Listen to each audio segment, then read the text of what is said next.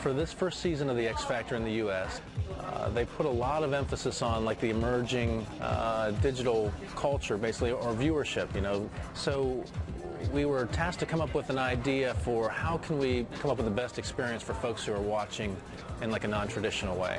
What we have here is called X Factor Digital, and X Factor Digital is a complementary aspect to the overall main show in terms of we're extending the storylines of the show into the digital space.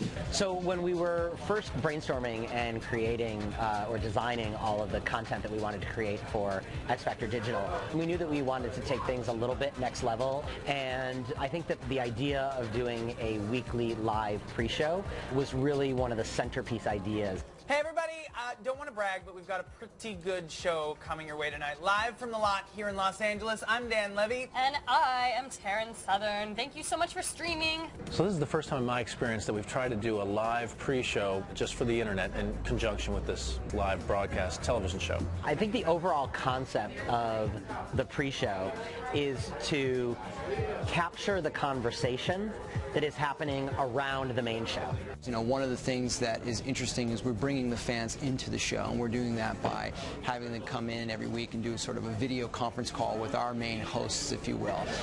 We're also having that Twitter conversation be very integral to the pre-show.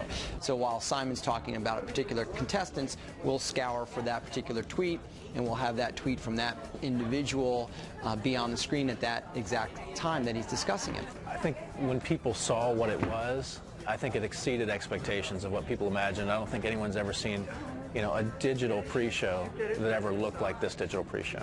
I think I might have an idea as to why Drew was in a better mood by the time she got to her interview here on the lot. Why is that? Well, because I think it's because she got a little tweet from the Biebs. Justin Bieber. So unlike the traditional broadcast, where they'll be using other types of switchers and things that are more traditional, we have looked at the TriCaster as our main central component piece of equipment.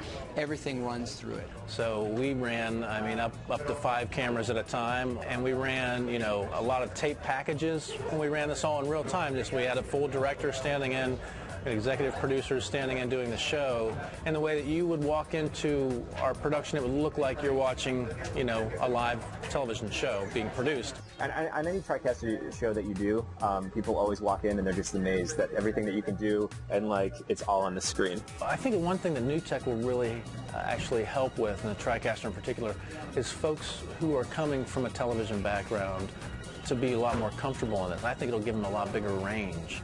Perhaps the most interesting thing I could say about the TriCaster is that coming from a television background and typically doing any live programming that I've done in the past out of a truck, I don't know the difference. There's no question that equipment like the TriCaster are really making it possible for this type of programming to even exist. Simply because it works, it's reliable, it's flexible, it has a lot of features that traditional broadcast equipment doesn't have. It's the central hub of all of our content creation.